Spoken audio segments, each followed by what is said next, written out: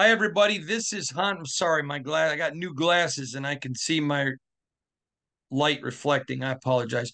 Hi, everybody. This is Hondo Carpenter from Sports Illustrated's Fan Nation Las Vegas Raiders Insider Podcast.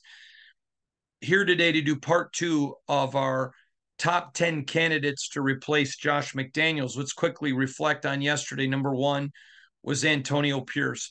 He's the guy I'm rooting for. I hope he gets it. This is a guy that has a 9-game, really live interview to show everybody what he has. I think he's already demonstrated a lot. Not enough to get the job yet, but I think he's demonstrated a lot. He's a guy that I'm hoping to get it. If you remember, one of the best movies of all time is a movie called Taps, T-A-P-S. It started George C. Scott, Timothy Hutton, Sean Penn, Tom Cruise was in it. Boy, Tom Cruise was phenomenal in that movie. Probably one of his first really big breakout roles. But in the movie, there's a scene where Timothy Hutton explains, we have one advantage that the other people don't have. And they said, what's that? And he says, we're here and they're not. That's the advantage. If you haven't seen that movie, go see it, by the way, Taps.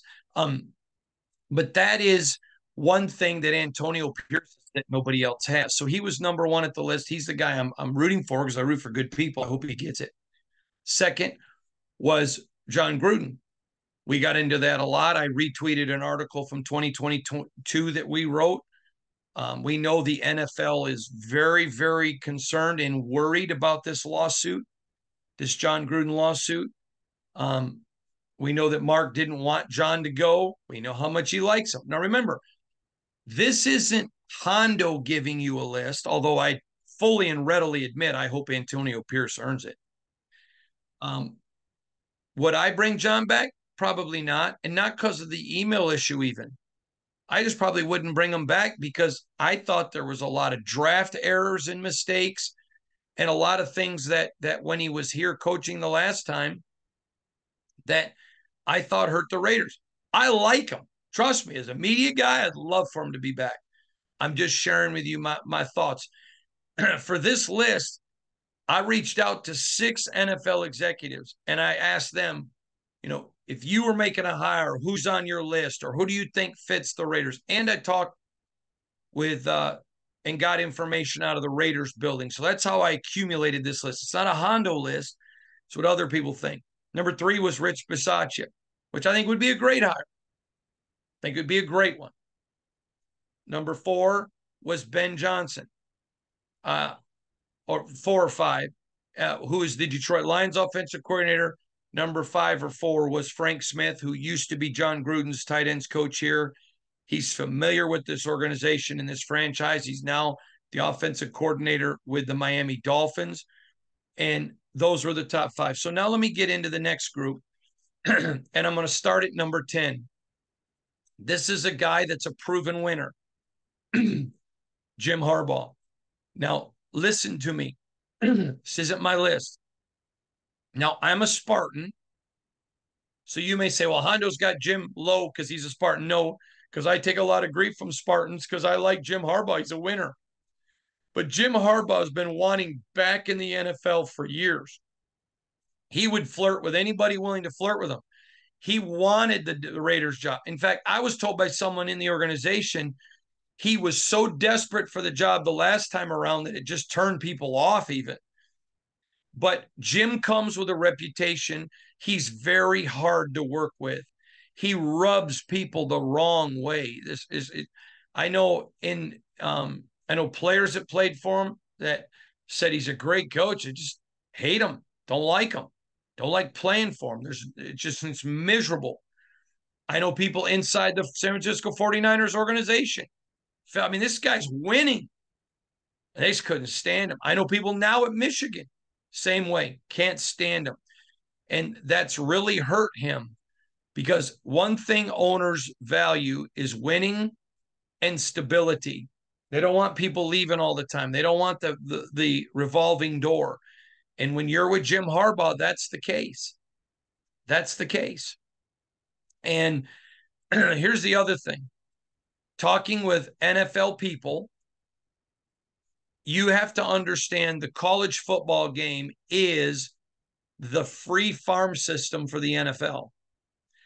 And the NFL has no reason to tip over that apple cart. College football doesn't cost them any money.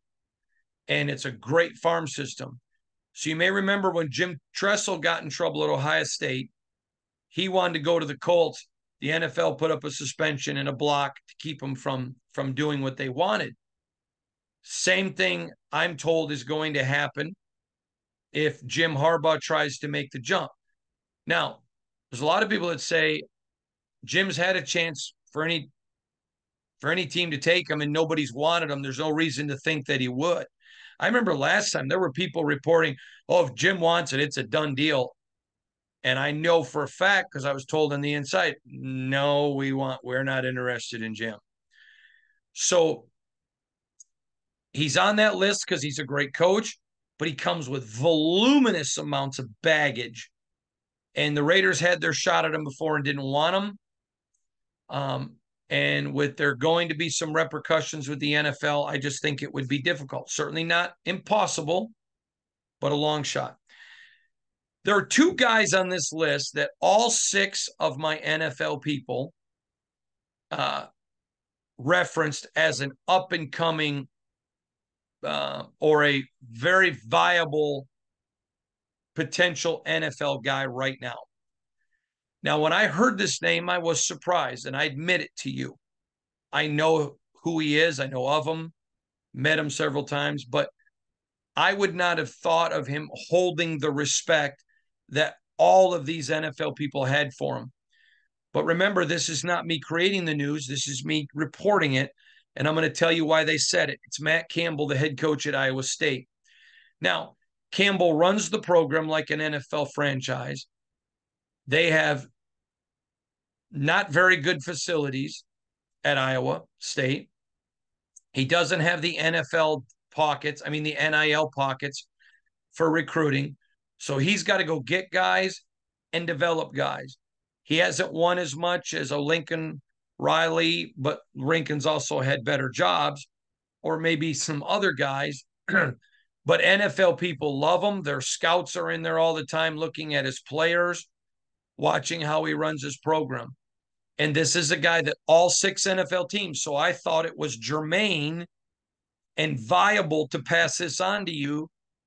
They felt he is a legitimate guy, and one that if they were putting a list together because they needed a hire, they would be looking at Matt Campbell. I know that he is on some sort of a list for the Raiders as well.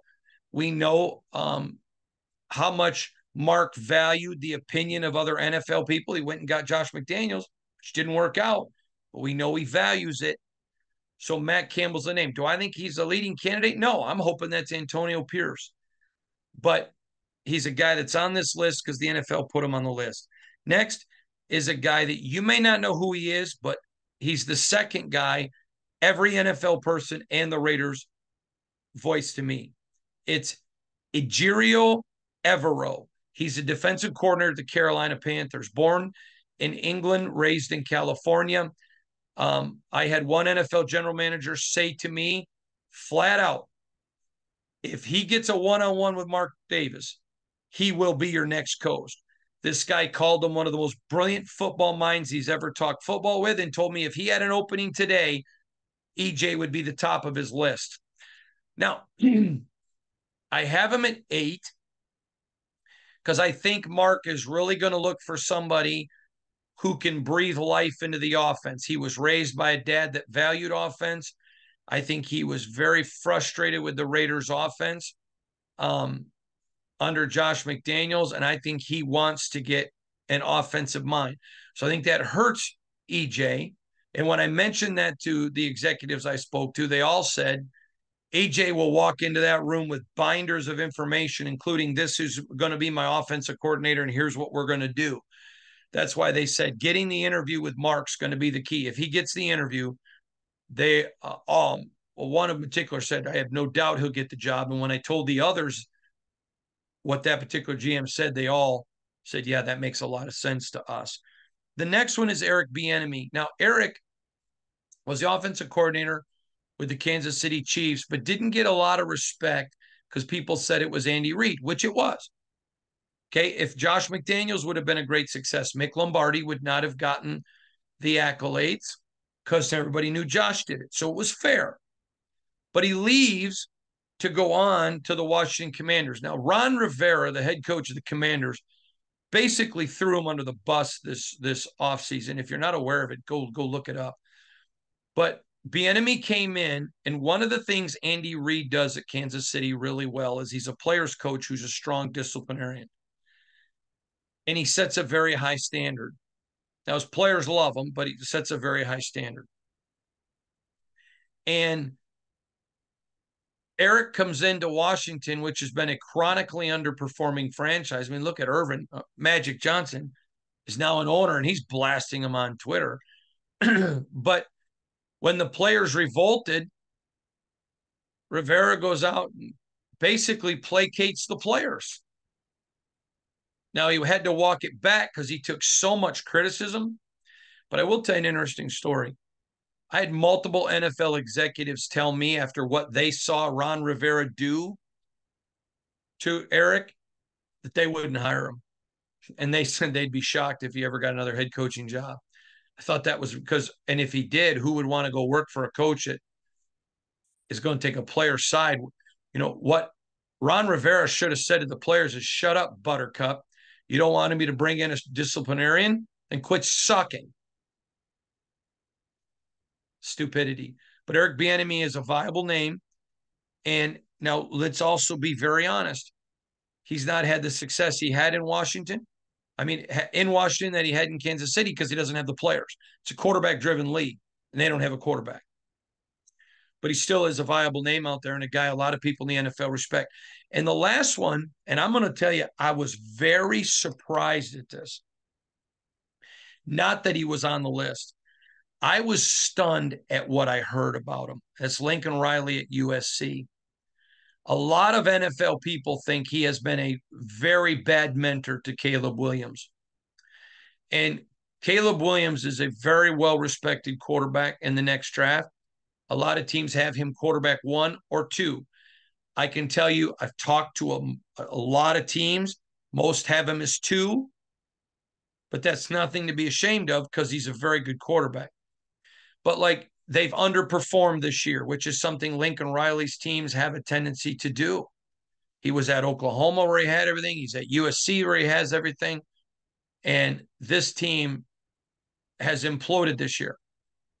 Now, some have tried to blame Caleb. He's out there doing commercials, talking about going early to the NFL. I have no issues with the commercials, and neither did any of the GMs. But they all had issues about him talking about the NFL, showing up at a press conference not wearing shoes. Excuse me. I've been doing so many interviews. I ask you to please forgive me. And they feel like Lincoln has failed him by saying, listen, you want an NFL team to give you the keys to be the face of their $10 billion franchise. You got to act the part. Don't be talking about going to the NFL because it's creating some issues on our team with people like you're not here. You know, show up with your shoes. Let's go. Don't be sulking on the sideline. And none of that's going to hurt Caleb Williams getting drafted. Because all of them think it reflects on Lincoln Riley. Now, I'm never going to say never because you get fired at Texas Tech and get a head coaching job with Arizona, which happened, last coach. Anything can happen. Riley's an offensive mind, but there's a lot of question. Is he trying to be the guy's buddies? Can he lead a group of 53 grown men? There are a lot of questions on Lincoln Riley, but his offensive prowess has him on the list. And all of them said they all believe Mark's going to want some offense. Now, obviously, AP, Antonio Pierce, is not an offensive guy. He's a defensive guy. But remember what I said about the movie from Taps. He's here. Nobody else is. The moving of Bo Hardegree was a big move on his part. It shows Mark he's thinking offense. That was a really brilliant move. And so that's the next 6 candidates. Remember, it's not my list. It's what I'm hearing. I expect this list to contract and expand. But you need to know Mark's also having to make a decision. Do I go get a coach who picks his own GM like I did with Gruden and McDaniels? Or do I go the old school route and pick a GM? In which case, okay, what about Champ? I said Champ should have got the job before Dave Ziegler got it. So I hope Champ wins it. But it's going to be fascinating. There's no hire imminent. AP is going to get every chance to earn this job. Let's hope he does. So there you go. That's the conclusion of our top 10 list. Antonio Pierce, Rich Bisaccia, John Gruden, Frank Smith, Ben Johnson, Lincoln Riley, Eric Bieniemy, Ejiro Evero, EJ, Matt Campbell, and Jim Harbaugh. Again, I expect the list to contract. I expect the list to expand. But we're going to keep you right here knowing all that's going on with your Sports Illustrated's Fan Nation Las Vegas Raiders Insider Podcast, part of the Fans First Sports Network. Thanks for joining us, everybody.